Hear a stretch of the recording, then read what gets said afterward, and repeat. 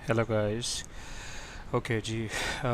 मेरा आज का टॉपिक है कोडिंग बेस्ट प्रैक्टिसेस और कोडिंग कन्वेंशंस विद एग्जांपल। इस सेशन के अंदर मैं आप लोगों को सी शार्प की बेस्ट प्रैक्टिसेस और उनकी सारी की सारी कन्वेंशंस विद एग्जांपल और विद प्रैक्टिकल मैं आपको करके दिखाऊंगा, क्योंकि ये एक इस तरह की चीज़ है कि जब आप कोई कोड कर रहे होते हो, अगर वो कन्वेंशंस और बेस्ट प्रैक्टिसेस उसमें फॉलो नहीं हो रही, तो आपने जितना मर्ज़ी अच्छा काम किया हो, अगर रीडेबिलिटी नहीं है और अगर स्टैंडर्ड्स को फॉलो नहीं किया गया, तो डेफिनेटली वो इतना अच्छा इम्पैक्ट नहीं देता एज़ कम्पेयर्ड विद उसके कि आपका बड़ा अच्छा और बेस्ट प्रैक्टिसेस को सामने रखते हुए कोड लिखा गया है। तो इस चीज़ को सामने रखते हुए मैंने ये वीडियो बनाई है। एक मैंने पीपीटी रेडी की है और उसी की बेस के ऊपर मैं एंड पे आपको उसकी कंक्लूजन की तरफ जब लेकर जाऊंगा तो फिर आपको मैं ऑन स्क्रीन भी दिखाऊंगा विजुअल स्टूडियो के अंदर कि हमने किस तरह इन सारी चीज़ों को कॉन्फ़िगर करना है। तो चलें जी, स्टार्ट करते हैं। मैं अपनी पीपीटी को रन करता हूं ताकि हम इसको प्रैक्टिकली देख सकें। इसका कुछ ओवरव्यू है। ओवरव्यू जैसे कि मैंने आपको बताया है कि जो कोडिंग कन्वेंशंस होती हैं वो डेफिनेटली रीडेबिलिटी, अंडरस्टैंडेबल चीज़ होनी चाहिए और मेंटेनेबल होनी चाहिए। आपका जो कोड है और वो कंसिस्टेंट होना चाहिए। ये नहीं है कि कहीं आपने पास्कल यूज़ कर लिया है, कहीं कैमल कोड इस्तेमाल कर लिया है, कहीं कोई मेथड का नाम वेग सा रख दिया है, कोई मीनिंगफुल रख दिया। तो एक कंसिस्टेंसी जो है और वो आपके कोड की खूबसूरती होती है और वो उसको जो है ना वो एक बेहतर कोडर उसको कंसीडर किया जाता है जो कि इन चीज़ों को फॉलो करता है। तो जब हम कोड की बात करते हैं तो डेफिनेटली उसकी क्वालिटी की बात करते हैं, और जब क्वालिटी की बात करते हैं तो फिर क्वालिटी के अंदर बेस्ट प्रैक्टिसेस होती हैं। तो इस वीडियो के अंदर मैं आप लोगों को उन सारी बेस्ट प्रैक्टिसेस को एलेबोरेट करके दिखाऊंगा, जो छोटी छोटी सी चीज़ें हैं, लेकिन अगर आप फॉलो करना शुरू कर दें और आपकी हैबिट बन जाए तो आपका जो कोड है वो एक अच्छा कोड कंसीडर किया जाएगा और आपको एक अच्छा जो है वो एक डेवलपर कंसीडर किया जाएगा। सबसे पहले आती है नेमिंग कन्वेंशन। देखें, आपने वेरिएबल्स के नाम भी रखने हैं, आपने मेथड के नाम भी रखने हैं, आपने प्राइवेट वेरिएबल्स भी बनाने हैं, आपने पब्लिक भी बनाने हैं, ठीक है, आपने बहुत से काम करने हैं। तो अगर आप नेमिंग कन्वेंशन को फॉलो नहीं करोगे तो डेफिनेटली वो उस तरह चीज़ों की समझ नहीं आएगी जो आपका कोड रिव्यू कर रहा होगा। तो बेहतर ये है कि हम उन कन्वेंशंस को फॉलो करें। कन्वेंशंस को फॉलो करने के लिए मैंने सारी कन्वेंशंस आगे मेंशन की हैं ताकि मैं आप लोगों को उन कन्वेंशंस को जो है वो दिखा सकूं। सबसे पहले जो हमारे पास आता है वो आता है पास्कल केस, कि हमने पास्कल केस कब इस्तेमाल करना है और किन किन चीज़ों के ऊपर पास्कल केस इस्तेमाल करना है और किन चीज़ों के ऊपर पास्कल केस इस्तेमाल नहीं करना। तो जब भी आप कोई क्लास, कोई स्ट्रक्ट, मेथड, प्रॉपर्टी और कांस्टेंट फील्ड बनाओ तो वो आपने हमेशा पास्कल में बनानी है। ये नेमिंग कन्वेंशन है। जैसे कि आप देख रहे हो कि इसमें कोड स्निपेट के अंदर अगर आप देखो तो क्लास नेमिंग कन्वेंशन, तो आप देख रहे हो कि ये मैंने पास्कल में रखा हुआ है। इसी तरह अगर आप उसकी प्रॉपर्टी देख रहे हो जो कि पब्लिक कॉन्स्ट स्ट्रिंग है, उसका नाम अगर आप देखते हो तो वो भी इसी कन्वेंशन को फॉलो करते हुए किया गया है। तो जब भी आपने कोई भी मेथड का नाम, प्रॉपर्टी, क्लास, कांस्टेंट फील्ड बनानी है तो it should be in a pascal case. और इसी तरह जब भी आप कोई इंटरफेस की तरफ जाओगे, इंटरफेस बनाने जाओगे, तो ये एक बेस्ट प्रैक्टिस है और यही फॉलो करवाया जाता है कि that should start with I, so that it should reflect that we are creating an interface. तो पास्कल केस और इंटरफेस जब भी आपने जब भी आपने कोई मेथड, प्रॉपर्टी, कांस्टेंट वगैरह बनाना है तो पास्कल इस्तेमाल करना है। जब भी इंटरफेस को भी इस्तेमाल करना है तो it should start with capital I. उसके बाद आता है कैमल केस। तो पास्कल और कैमल दो ही हम केसेस इस्तेमाल करते हैं। तो कैमल केस कब होना चाहिए? वो तब होना चाहिए जब भी आप कोई आर्गूमेंट दे रहे हो, कोई पैरामीटर पास करवा रहे हो, तो उस केस के अंदर हमें क्या यूज़ करना है? Camel case. आप अगर देखो तो मेथड नेमिंग कन्वेंशन मेथड है और उसके अंदर जो मैंने इस्तेमाल किया है उसका आर्गूमेंट या पैरामीटर, तो उसका पहला वर्ड जो है स्मॉल है, उसके बाद फिर वो नेक्स्ट से उसका कैपिटल स्टार्ट हो जाता है, तो यूँ वो आगे चलता है, ठीक है जी। और प्राइवेट फील्ड हो, लोकल वेरिएबल्स हों, ये सारे के सारे आप क्या करोगे, इनको आप कैमल केस में इस्तेमाल करो। जैसे कि ऊपर प्राइवेट है, प्राइवेट को हमेशा आपने यूज़ करना है कैमल केस के अंदर, और वो अंडरस्कोर से स्टार्ट होना चाहिए। प्लस अगर आप नीचे एक लोकल वेरिएबल जो कि जिसकी स्कोप उस मेथड के अंदर है, वो भी आपका जो है वो कैमल केस होना चाहिए। तो ये दो डिफरेंट चीज़ें मैंने आपको बताई हैं कि जब भी आप पास्कल की तरफ जाओगे तो पास्कल क्लास तक मेथड और मेथड तक आपने पास्कल इस्तेमाल करना है, और कैमल में कब आना है कि जब आप कोई प्राइवेट वेरिएबल बना रहे हो या आर्गुमेंट पास कर रहे हो या कोई लोकल वेरिएबल हो, तो at that level you would have to have camel case. ठीक है जी। उसके बाद आगे चलते हैं जी कि हमने किस तरह जो है वो मीनिंगफुल नेमिंग की तरफ जाना है इंस्टेड ऑफ कि हम वेग से नाम रख दें। तो ये भी एक बड़ी अजीब सी बात है। आपका जो कोड रिव्यू कर रहा होता है उसे पता ही नहीं चलता यार आपकी क्लास का नाम है क्या है, मतलब ये है कि वो क्लास क्या कर रही है। तो आपका जो नेम होना चाहिए वो सेल्फ एक्सप्लेनेटरी होना चाहिए। तो मेथड, क्लासेस और प्रॉपर्टी का नेम बड़े अच्छे होने चाहिए। तो आप सेल्फ एक्सप्लेनेटरी अपने नाम इस्तेमाल करो, ठीक है। और प्रॉपर्टीज़ और मेथड के नेम और आपके वेरिएबल के नेम ये बड़े मीनिंगफुल होने। जैसे कि आप एग्जांपल में देखो कि मैंने लिखी हुई है कि ऐप नोटिफिकेशन, ठीक है जी। ये समझ आ रहा है कि ये नोटिफिकेशन की जो है ना वो एक क्लास है, और इस नोटिफिकेशन की क्लास के अंदर एक मेथड जो कि सेंड नोटिफिकेशन कर रहा है। तो इट मीन्स कि इस क्लास का नाम भी एक मीनिंगफुल है और इस मेथड का नाम भी एक मीनिंगफुल है, जिससे पता चल रहा है कि ये क्लास नोटिफिकेशन की क्लास है, और वो मेथड क्या कर रहा है कि वो मेथड एक नोटिफिकेशन जो है ना वो सेंड कर रहा है। तो ये बड़ा मीनिंगफुल होना चाहिए। नेक्स्ट बात करते हैं जी, use meaningful name for link you query variable. तो जो लिंक यू क्यूरी है उसने आपको रिज़ल्ट रिटर्न करना है, ठीक है। तो जब एक चीज़ आपको कोई रिज़ल्ट रिटर्न कर रही है और आपको पता ही नहीं है कि यार वो रिज़ल्ट उसका मतलब क्या है, उसे हमें क्या चीज़ मिलेगी, तो वो भी एक अजीब सी बात होती है। तो हमें भी सॉरी, जब भी हमने कोई लिंक क्यूरी बनानी है तो उसके वेरिएबल्स के नाम बड़े आपने सोच समझ के रखने, ताकि पता चले कि आप क्या चीज़ रिटर्न करवा रहे हो, ठीक है। तो इसमें मैंने एक्सप्लेन किया है कि हमारी लिंक क्यूरी एक सेल्फ एक्सप्लेनेटरी, उसके वेरिएबल सेल्फ एक्सप्लेनेटरी होने चाहिए। तो ये आगे हमारी यहाँ तक की नेमिंग कन्वेंशंस की बात आगे करते हैं जी, कि हमने कन्वेंशंस कर लिए, सब कुछ कर लिया। अब हमारा लेआउट और कमेंट्स किस तरह के होने चाहिए। तो सबसे पहली बात आती है how to declare a member variable and field. जब भी आप कोई मेंबर वेरिएबल या कोई फील्ड डिफ़ाइन करोगे तो वो किस तरह होनी चाहिए और कहाँ होनी चाहिए। देखें, जितने भी मेंबर वेरिएबल्स होते हैं उनका scope through out that class होता है, local variable with in that होते हैं। तो हमें क्या करना है कि जब भी आपने डिक्लेयर करने हैं मेंबर वेरिएबल, वो हमेशा क्लास के टॉप के ऊपर होने चाहिए, ठीक है। टॉप के ऊपर होने के फ़ायदे ये होते हैं कि उनका scope through out the class होता है, और जब स्कोप उसका थ्रू आउट द क्लास होगा तो उन वेरिएबल्स को कहीं भी आप इस्तेमाल करना चाहो तो आप उनको इस्तेमाल कर सकते हो, ठीक है जी। तो कोड भी जो है वो ऑर्गेनाइज रहता है, रीडेबल भी रहता है, और ढूंढना नहीं पड़ता कि यार अच्छा फ़लाँ वेरिएबल मैंने कहाँ डिक्लेयर किया था, क्योंकि उसको इस्तेमाल करने के लिए हमें डेफिनेटली जो है ना वो ढूंढना पड़ता है या देखना पड़ता है कि यार इसकी इनिशियल को वैल्यू तो नहीं दी हुई, कुछ इसका इस तरह का काम तो नहीं किया हुआ। तो हमेशा आपने मेंबर वेरिएबल टॉप पे डिक्लेयर करने, जैसे कि मैंने स्निपेट के अंदर किए हुए हैं। अच्छा जी, आगे आती है format and indent your code properly. अब बहुत सी जगह पे मैंने देखा है बहुत से पीयर रिव्यू करने वालों को, कोड रिव्यू करने वालों को, वो कहते हैं जी कि आपका कोड जो है ना वो प्रॉपरली फॉर्मेटेड और अलाइन नहीं है। और वाकई इट लुक्स वेरी ऑकवर्ड कि आपकी एक लाइन आगे जा रही है, एक पीछे जा रही है, आपका दूसरा कोई जॉइन लगा हुआ है वो बिल्कुल स्टार्ट पे है, अगला जॉइन बिल्कुल एंड पे जाके है। तो वो पढ़ने वाले के लिए बड़ा मुश्किल हो जाता है कि यार आप लिखना क्या चाहते हो भाई।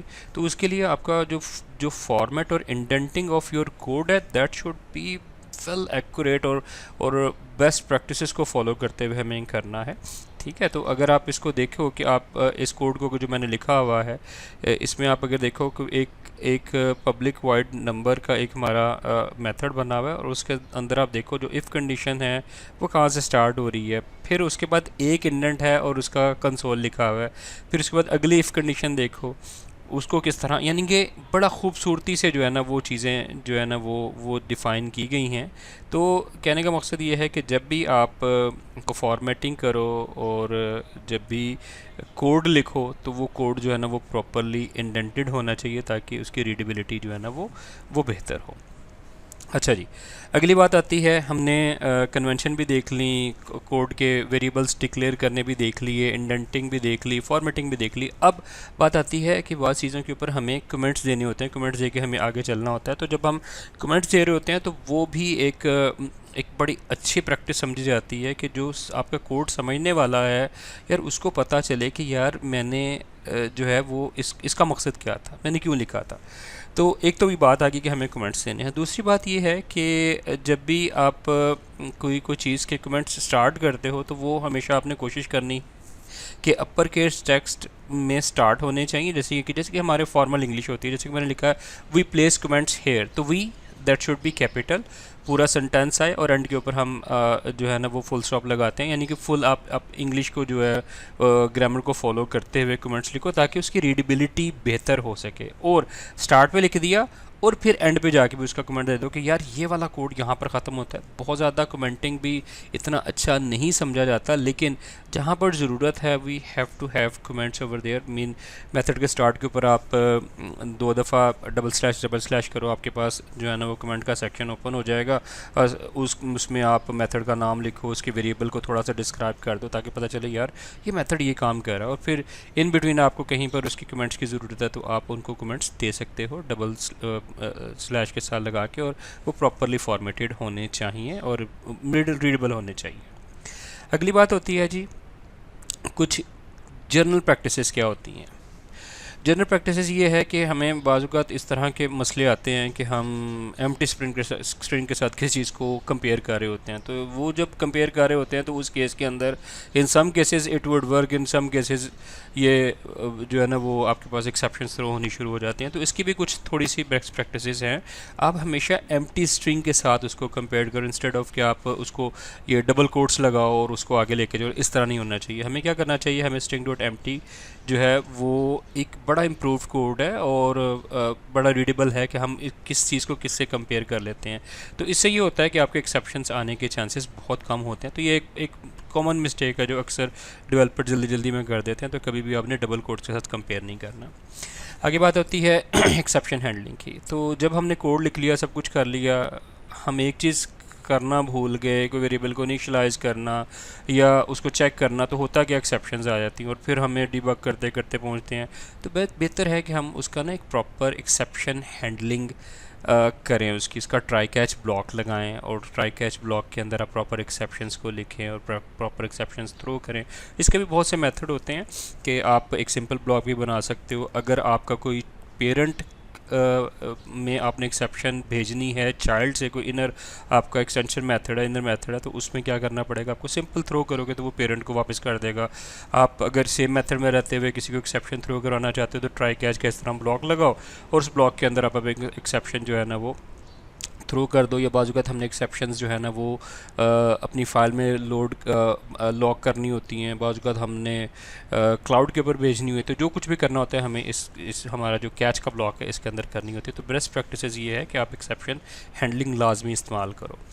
अगली इंपॉर्टेंट बात कुछ परफॉर्मेंस से रिलेटेड है। हम अक्सर करते हैं कंपेयर करने के लिए, ठीक है, तो सिंगल एंड लगा देते हैं, यानी कि this and this for example, उसको हमने जो है ना वो इफ़ कंडीशन के अंदर इस्तेमाल करना है। तो बेस्ट प्रैक्टिस ये है कि instead of using single and आप डबल एंड इस्तेमाल करो, और इसी तरह सिंगल और जो पाइप के लिए होता है उसकी जगह आप डबल पाइप इस्तेमाल करो, उससे परफॉर्मेंस अच्छी होती है। तो वो कहता है this means that if the first operand of and double जो हमारा एंड होता है is false, then the second operand will not be evaluated. दूसरे केस के अंदर आप सिंगल लगाते हो ना तो दूसरा भी इवेल्युएट होता है। तो बेहतर ये है कि बेस्ट प्रैक्टिसेस के लिए हमें डबल एंड और डबल पाइप इस्तेमाल करना है। अच्छा जी, दूसरी सबसे बड़ी बात ये खैर ये सॉलिड प्रिंसिपल है, लेकिन मैंने यहाँ पर थोड़ा सा इसको एक्सप्लेन किया है, जो कि मैं सॉलिड प्रिंसिपल को अलहदा से एक आप लोगों को वीडियो में बना के दूंगा कि अपने मेथड को एक फंक्शनैलिटी के लिए रखो, दो फंक्शनैलिटी के लिए मेथड नहीं होने चाहिए। हम एक मेथड एक फंक्शनैलिटी के लिए होना चाहिए। अगर वो काम उसने फॉर एग्जांपल नोटिफिकेशन सेंड करना है तो वो नोटिफिकेशन होना चाहिए, अगर उसने नोटिफिकेशन रिसीव करनी है तो नोटिफिकेशन रिसीव होनी चाहिए, इंस्टेड के हम उसको बहुत से काम एक ही मेथड के अंदर दे दें। अच्छा जी, नेक्स्ट है यूज़ इनम्स फॉर डिस्क्रीट वैल्यू। बहुत से केसेस के अंदर ये होता है कि हम लोग कुछ वैल्यूज़ देने के लिए हम इंटीजर या स्ट्रिंग बना देते हैं, और वो डिस्क्रीट वैल्यूज़ होती हैं जिनकी बाद में हमें एक ही दफ़ा उनकी ज़रूरत होती है, बाद में उनकी ज़रूरत नहीं होती इन केस। तो उन केसेस के लिए आप लोगों ने हमेशा कोशिश करनी है कि इनम्स इस्तेमाल करें। इससे कोड रीडेबल भी बहुत अच्छा रहता है, रीडेबिलिटी बेहतर है इसकी, और एक बड़ा जो है ना वो बेस्ट प्रैक्टिसेस को फॉलो करते हुए ये एक कोड लिखा जाता है। तो इसमें कोड स्निपेट में अगर आप देखते हैं तो मैंने यहाँ पर ये लॉगर टाइप में न्यू कार, यूज्ड कार और डाटाबेस फॉर एग्जांपल ये मैंने 3 इनम्स बनाए हुए हैं। तो instead of declaring a string variable मैंने एक इनम बनाया है और उस इनम को हमने आगे इस्तेमाल कर लिया है स्विच और केस के अंदर। तो ये भी एक बेस्ट प्रैक्टिस है कि हम जो है ना वो इनम इस्तेमाल करें इंस्टेड के हम वेरिएबल इस्तेमाल करें। अच्छा जी, नेक्स्ट चलते हैं। बाज़ सिचुएशंस ऐसी होती हैं जिसके अंदर हमें कोई इनपुट को कंपेयर करना होता है स्ट्रिंग के साथ। तो उन केसेस के अंदर अक्सर हम लोग क्या करते हैं, या हमें अक्सर इस किस्म के इश्यूज़ आते हैं कि हमने कंपेयर किया और कंपेयर नहीं हो रहा।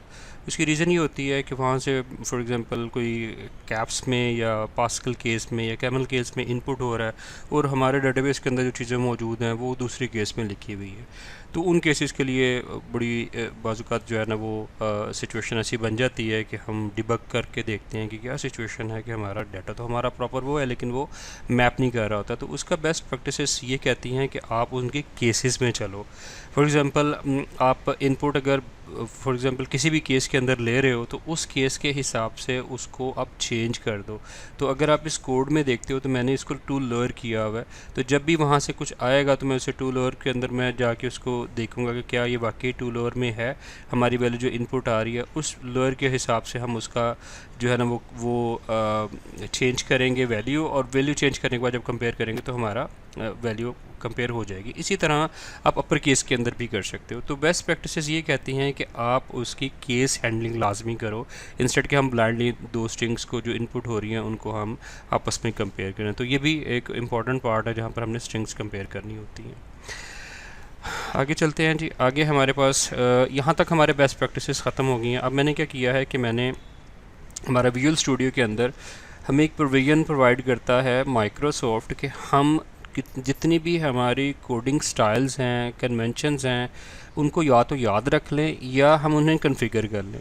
तो उसके लिए हमारे पास एक ऑप्शन मौजूद है, वो एडिटर कॉन्फ़िग के नाम से एक फ़ाइल हमारी बनती है। उस फाइल के अंदर हम अपने सारे बेस्ट प्रैक्टिसेस जो हैं उनको डिफ़ाइन कर सकते हैं। जब हम बेस्ट प्रैक्टिसेस को डिफ़ाइन कर देते होते हैं तो जब हम कोड कर रहे होते हैं तो एट दैट लेवल हमारे पास चीज़ें हाईलाइट होकर आनी शुरू हो जाती है। मिसाल के तौर पर वो कहता है क्लास का आपने पास्कल इस्तेमाल नहीं किया, आप दूसरा केस इस्तेमाल कर रहे हो, लेकिन ये जो एडिटर कॉन्फ़िग की फ़ाइल है ये आपको प्रॉम्प्ट कर रही होती है कि आप उसको फॉलो करें, क्योंकि वहाँ पर लिखा हुआ है कि क्लास जो है ना वो पास्कल में होनी चाहिए।